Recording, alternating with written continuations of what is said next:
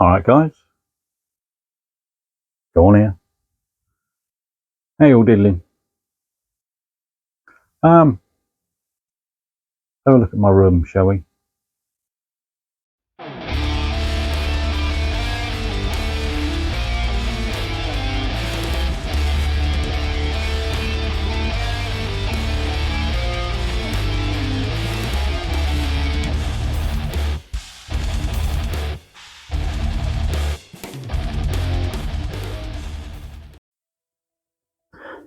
Well, I thought we'd have a different view to start with today. This is what I get to look at every evening.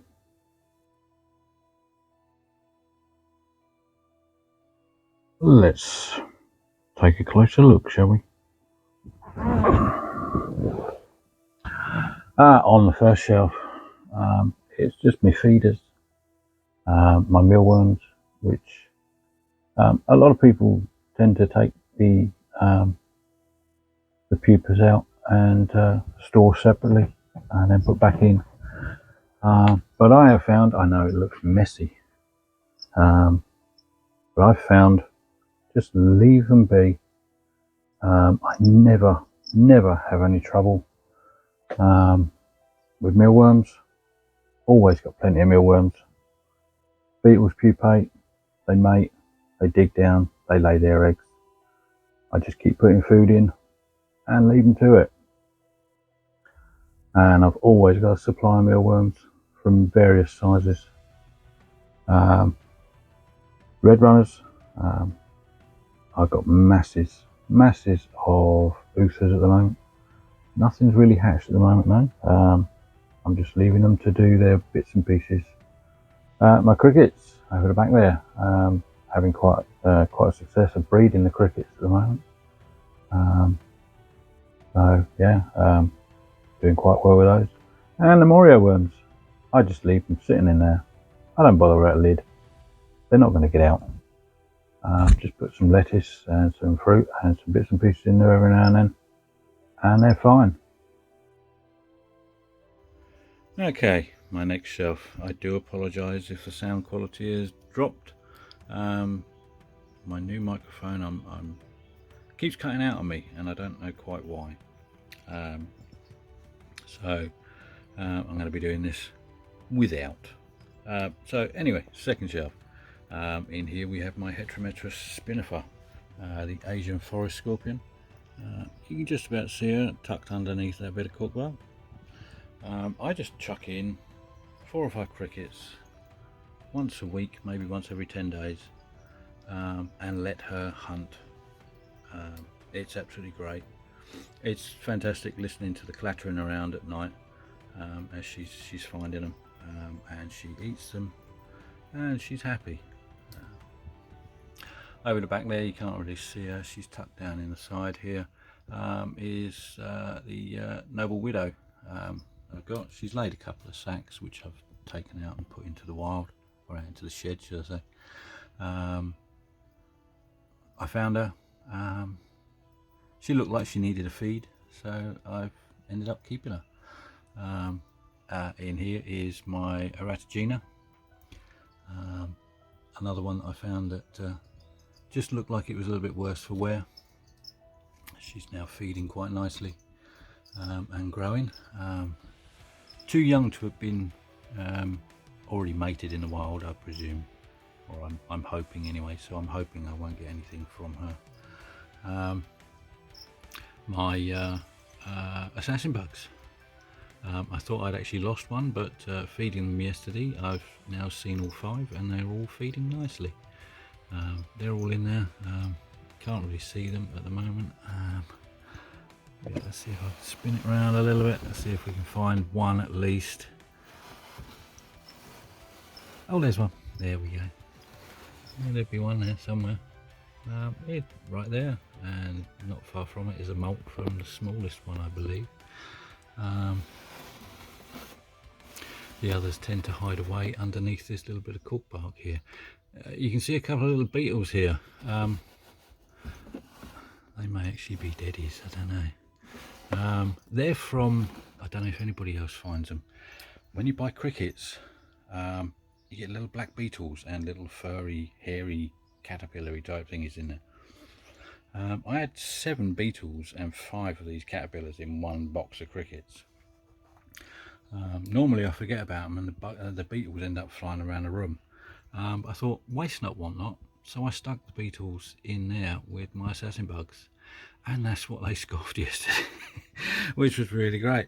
And the hairy caterpillar grubby type thingies went to my cryptid mantis, which absolutely loved them. There is one down in the bottom there still. I think I may have crushed the head a bit more, but they both ate something yesterday, and they are doing really, really well. I'm actually loving these. They're going to go up into their 64-ounce delis fairly shortly. So that's my non-tarantula related bit. There is another little bit. I'll go into that now. Hang on. It is my stick insect enclosure.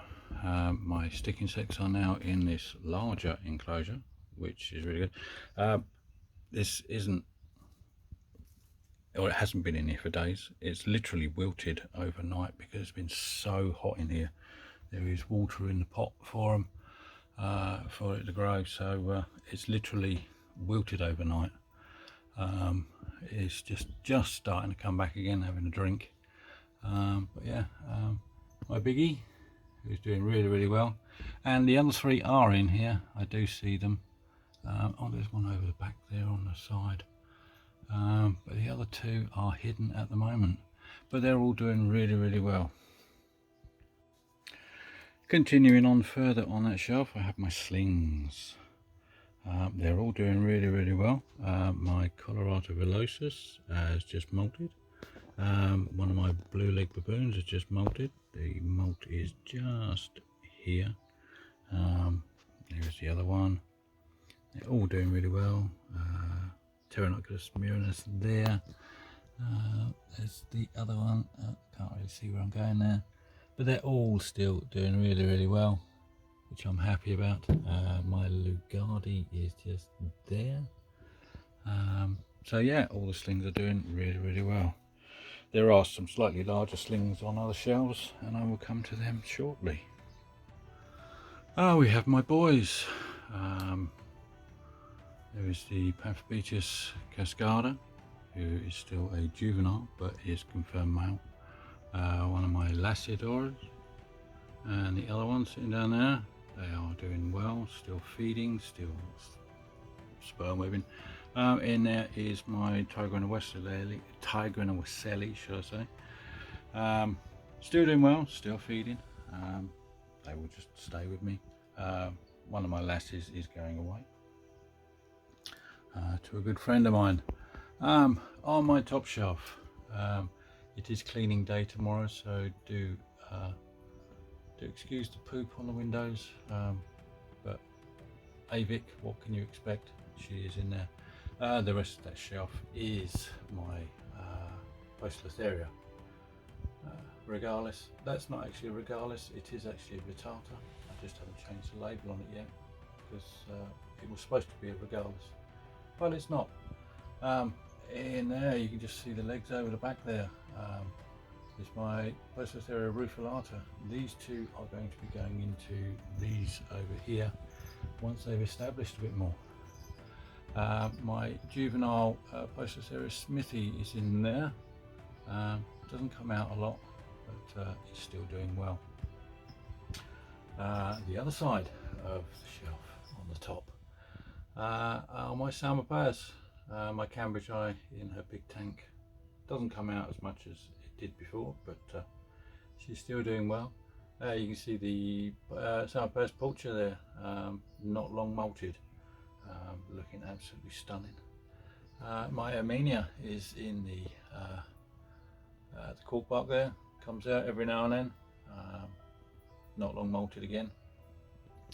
My Heteroscoda maculata, that bit of white bit there, I only found it this morning, is actually a piece of, it's the fake moss sheet. I needed some ages ago, and I ended up buying some, and she's actually pulled it all away, pulled it all out and left the water bowl sitting on the base of it, but still doing well.